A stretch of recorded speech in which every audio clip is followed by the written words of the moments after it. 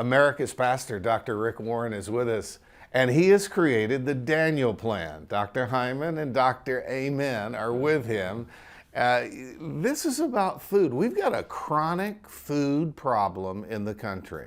We do. Actually, as Dr. Hyman talks about, it's actually a social justice issue. Tell us about that. You know, we're seeing an explosion of chronic disease around the world, including North America, where 1 in 2 Americans and Canadians now are having chronic disease. 1 in 2 people have prediabetes or type 2 diabetes. And it's disproportionately affecting the poor and disadvantaged because they're being plied with food that causes them to be fat and sick. Sugar, processed foods, junk food, industrial food. Food that doesn't come from a farm, but comes from a factory. We want food that's grown on a plant, not made in a plant. And that's a key thing. If it's not built, if it's grown on a plant, eat it. If it's made in a plant, don't eat That's it. Now, right. Rick, you were a PK. How did you used to eat, and then how do you eat in the Daniel Plan? Actually, eating as a young person, I ate pretty good. As a young adult, terrible. And now in the Daniel Plan, really good. Because when I grew up, my dad was a pastor, but we grew about an acre in vegetables. And so we had fresh garden vegetables every day. And then in the 4 months that we didn't have them, we froze them or canned them and stuff like that. So I ate a lot of good, healthy foods, things like that. Once I got into ministry, you know what a pastor does. It's like a doctor. You could have these 12, 14-hour days. And I'm eating fast food, and I'm eating it fast, and I'm eating it on the road between meetings, and I wasn't paying attention. And many times I would skip breakfast, and then I would eat this enormous meal at the middle of the night and go to bed. That's right. That's a sumo wrestler diet. You eat a lot, and then you go to bed, and you gain weight. That's a sumo wrestler diet. Go ahead. You know, I mean, the key here is that most people don't connect how they feel and what they eat. There's a disconnect. And in order to have a vibrant life, this isn't about vanity. It's not about looking good in a bathing suit. This is about how do you serve God? How do you have the energy to be in your life fully engaged, to love the people you are with, to do the work you're here to do in the world, to serve your mission, whatever that is. Whatever that is. And how do you do that? You have to learn how to feed your human body, which God gave you, so that you can thrive. This is about thriving. And you know what? The food is delicious. It's amazing. It's abundant. We're not talking about deprivation. There's a middle block here that if I get on the Daniel Plan, that I'm going to have to eat this bland, tasteless food. This is not bland, boring diet food. Let's blow the myth and let's give specifically what the diet is. Exactly. Well, let me before we get to that question, I want to point out something.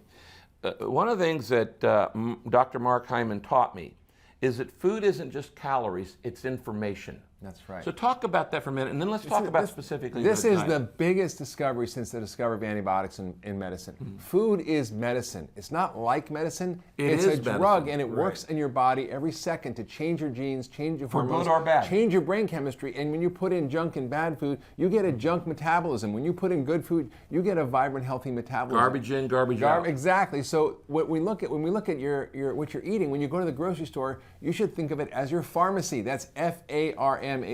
Yeah, when you open your fridge, it's your medicine cabinet. That's where your drug should be. And what are the drugs you should be eating? Colorful fruits and vegetables, good quality protein, chicken, fish, meat, beans, nuts, seeds, whole grains.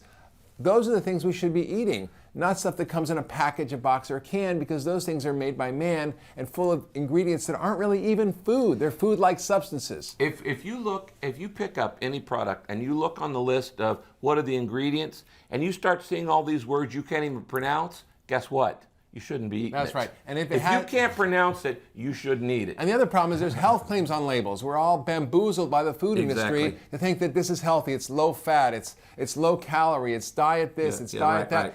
If you see a health claim on the label, almost guaranteed the food's bad for you. They're hiding something. They're hiding something. Exactly.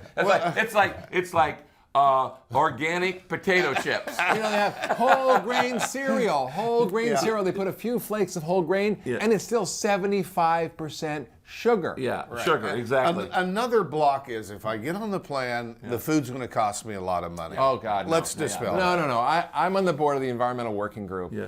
And we created a guide called Good Food on a Tight Budget. I went to a family in South Carolina that lived in a trailer, a family of 5, that had $1,000 to spend from food stamps and disability payments. And I taught them how to cook real whole food. They're not buying filet mignon and lobster, but they're eating real good, simple whole food. And I taught them how to cook.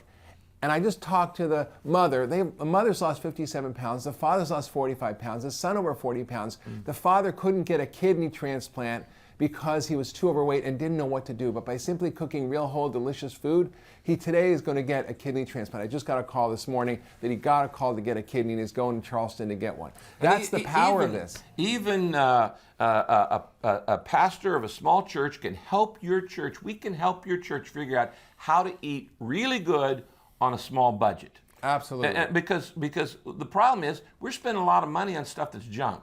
That's right. Okay, and you can eat very good on a normal budget. You can make a chicken, a salad, and some vegetables for your family of 4, and it's cheaper than going to McDonald's for a family of 4. Of course it is. And when you talk about the Daniel plan, the book, but the cookbook, because right. I was amazed how much of the cookbooks kind of hinted in the book. Yeah, that's exactly. Right. Well, the cool thing about the cookbook is, again, when people think of, okay, I'm going to be on a get healthy plan, a fitness plan, a diet plan, it usually means bland, bland, bland, blah, blah, blah, same. No. This is whole food, real food, good food, spices. Spices are good for you. It's not, you know what the problem is that people think it takes too long. It's too much trouble. It's not convenient. None of that's true. All those are myths that have been pushed on us by the food industry to create convenient food and get people to surrender their kitchen to corporations. Well, and even the diet plans that are out there, it's like, we're going to put it in a can. Really? Do you want to drink a can the rest of your life? Of course you don't. It's so easy when you just have, my mother said, if you can read, you can cook. Right? So we actually had a fun time on the stage of the Saddleback Church where we had a chef, a doctor, 3 doctors, and Rick. We're all doing a cooking cooking demonstration on the stage of the church. How great is that? Let me just give you a simple example. I love ice cream. I've loved it all my life, okay? But it's loaded with sugar, okay? And at my stage, I don't need those insulin boosts, and because it's just going to make me hungrier and hungrier and hungrier and things like that. But we figured out, for instance, you can take bananas, you can freeze bananas, okay, and then I put them actually in a food processor, and if you keep it going long enough, it actually turns it into a gelato. There's nothing in it except banana, and it tastes better than banana ice cream. You want food that God made, not that man made. Okay, and I noticed the emphasis on fish and all that, and I would expect that. The carnivorous bit. What about meat? I saw meat, but I didn't quite. No. Meat is okay. What kind of meat? We don't want to be eating feedlot meat because whatever we eat is what we're eating. What they ate. So if they're taking hormones and antibiotics and they're being fed corn and not grass, their body composition is different. They have inflammatory fats, and they are toxic for us. Well, that goes back to the cow. There's information in the food the cow ate. That's right. You're not eating what you're eating. You're eating whatever you're eating ate. So is meat bad? No. If you can, it's a little more expensive. But you know what people do? They buy whole cows, and they did this in the Daniel plan. They got together, and a whole small group bought a cow and we've done from this a farmer, as a co-op and you as cut a out church. the middleman, and then they butcher it, and they have meat for cheap that's grass-fed. But fish is optimum, eh? Fish is good, but it's not only fish. Okay. It's fish and chicken and good quality meat. It's all okay. But you know what? 75% of your plate should be vegetables. Yes. Meat should be a side dish. We look at the plate and we say 75-25. Okay? You need 25% of protein, okay? And you can get that from your meats. But you need 75% of just good, what God created. That's right. We want our Crossroads viewers to join the Daniel plan. 1 million strong. Rick, just 30 seconds. Tell them why they've got to call the number today and change their life. Sure. Here's an important thing. You have to decide why you're going to do what you do. Once you figure out the why, then you'll know the how. Why am I on the Daniel plan? Because God made my body. Jesus died for my body. The Holy Spirit lives in my body. God's going to resurrect my body. So there's a spiritual issue. There's a discipleship issue of that. Second, I do it because I want to have more energy to serve the Lord. I want a sharper mind. I want a more energetic body. I don't want to be coming home and laying down on the couch going, I really like to work on all these things, but I have no energy to do it. So I really wanted more energy. Third, and we're going to talk about this in a future session, studies show that the bigger your body gets, your brain actually begins to shrink. Yeah, it's amazing. We've seen this. There are 140 studies, and Dr. Hyman will talk about this.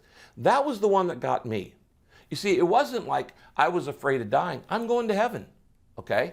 And so that wasn't a motivation to keep me. But when I learned that the bigger I got and the more out of shape I got, the smaller my brain actually became, I thought, I don't want that. And we know today that dementia and Alzheimer's, all these kind of things are on the rise. Why is that? Well, duh, look at what we're feeding, the information we're feeding our brains. So that's an important thing. But then I want to say, you know, the first line of purpose-driven life is, it's not about you. And I would say even with the Daniel plan, it's not about you. You ought to do this, not out of guilt, not out of fear, but out of love.